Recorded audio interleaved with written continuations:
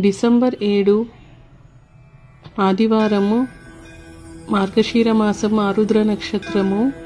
శివ అభిషేకం చేసుకోవాలి. బ్రహ్మముహూర్తంలో మనకి శివానుగ్రహం కలుగుతుంది.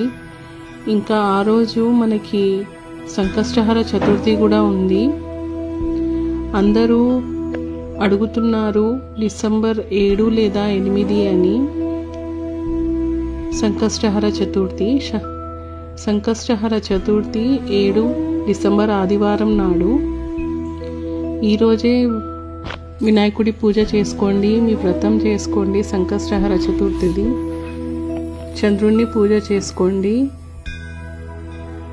వినాయకుడి పూజ చేసుకోండి. అభిషేకం చేసుకొని గరిక బెల్లం సమర్పించుకొని పూజ చేసుకుంటే మనకి వినాయకుడి అనుగ్రహం కలుగుతుంది.